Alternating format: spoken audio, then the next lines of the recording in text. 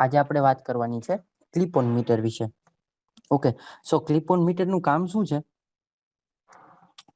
તો કરંટ માપવા માટે જોવા જઈએ તો સૌથી મોટો જો પરંપરાગત અથવા તો કન્વેન્શનલ રીતે આપણે એને માપતા હોય કરંટને, બરાબર, તો એને કનેક્ટ કરીને માપવો પડે, બરાબર. અથવા તો સર્કિટ જે આપણી છે, બરાબર, એને ક્યાંક ડિસ્કનેક્ટ કરીને ત્યાં અથવા તો સર્કિટની વચ્ચે આપણે એ મીટર મૂકીને પછી એને માપવો પડે કરંટને, બરાબર. તો જ્યારે ક્લિપ ઓન મીટરમાં શું કરવામાં આવે છે, તો ક્લિપ ઓન મીટરની અંદર ઓન રાખેલું હોય છે, અથવા ક્લિપ ઓન મીટરમાં એવું એક હાથ વગું સાધન છે, અથવા તો એવું કહી શકાય કે એવું એક સાધન છે કે જેનો ઉપયોગ સર્કિટમાં કનેક્ટ કર્યા વગર આપણે કરંટને માપી શકીએ છીએ, બરાબર. ખાસ કરીને આની અંદર કરંટ ટ્રાન્સફોર્મર એટલે કે સીટી હોય છે, સીટીના સિદ્ધાંત ઉપર કાર્ય કરે છે. તો શું છે એનું કન્સ્ટ્રક્શન, એના વિશે થોડી વાત કરીએ, બરાબર. તો ક્લિપ ઓન મીટરનું આમ તો કન્સ્ટ્રક્શન બહુ સાદું છે. એક સિલિકોન સ્ટીલમાંથી લેમિનેટેડ કોર, જે આપણે લેમિનેટેડ કોર ટ્રાન્સફોર્મરમાં બધે યુઝ કરીએ છીએ, એવું જ એક સિલિકોન સ્ટીલમાંથી લેમિનેટેડ કોર યુઝ કરેલી હોય છે. કોરની લીંબ ઉપર, બરાબર, એની સાથે એક લીવર, એટલે કે જે અહીંયા આ દેખાય છે એ લીવર છે, બરાબર. આપણાને લીવર કહેશું અથવા આર્મેચર કહી શકાય, બરાબર. એક લીવર રાખેલું છે અથવા આર્મેચર રાખેલું છે, જેના વડે એને આપણે ઓપન ક્લોઝ કરી શકીએ. મીટરમાંથી જે કરંટ પસાર થતો હોય, બરાબર, એને આપણે જે લાઈવ કેબલ છે, બરાબર, એને પ્રાઇમરી તરીકે લઈએ, જે આપણો લાઈવ કેબલ જે છે, જેને આપણે માપવાનો છે, જેમાંથી કરંટ, એને લાઈવ કેબલ તરીકે લઈએ. અને એક આપણે સેકન્ડરી વાઇન્ડિંગ વીંટાળેલું હોય છે, અહીંયા જે દેખાય છે સેકન્ડરી વાઇન્ડિંગ છે. તો બહુ સિમ્પલ રચના છે, બરાબર. એક લીવર રાખેલું હોય છે, જે આ દેખાય છે, બરાબર, પૂરેપૂરું.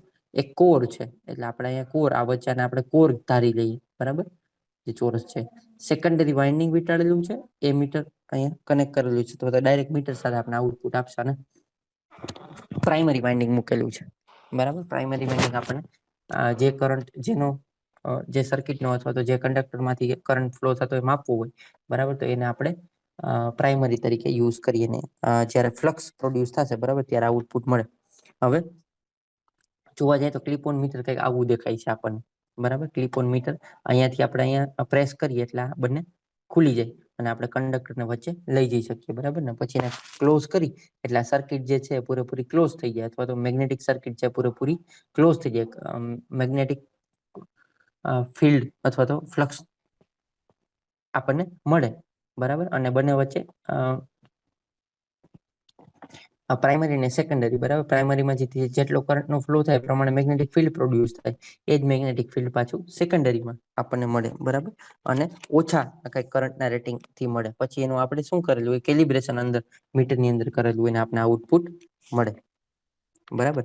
તો કરંટ માપવા માટે આપણે લીવરને જ્યારે પ્રેસ કરીએ છીએ, મેં વાત કરી એ પ્રમાણે, તો ક્લિપ ઓન મીટરમાંથી, બરાબર, એને જે લાઈવ વાયર છે ને આપણે વચ્ચે રાખવામાં આવે છે.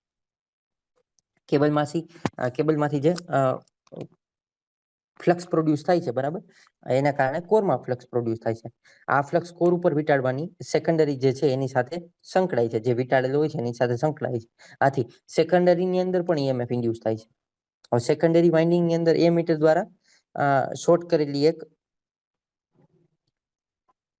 કોઇલ હોય છે, બરાબર, એને એ મીટરમાંથી કરંટ પસાર કરવા દે છે. એટલે આના કારણે શું થાય, તો કે સેકન્ડરી વાઇન્ડિંગમાંથી જે પસાર થતો કરંટ જે છે, બરાબર, એ પ્રાઇમરી વાઇન્ડિંગના કરંટના પ્રપોઝનમાં હોય છે અને એનું કેલિબ્રેશન કરેલું હોય છે, બરાબર. ક્લિપ ઓન મીટર જે આપણી પાસે છે એ આમ તો ડિજિટલ ડિવાઇસ છે અને આની અંદર 4 ડિસ્પ્લે રાખેલી હોય છે.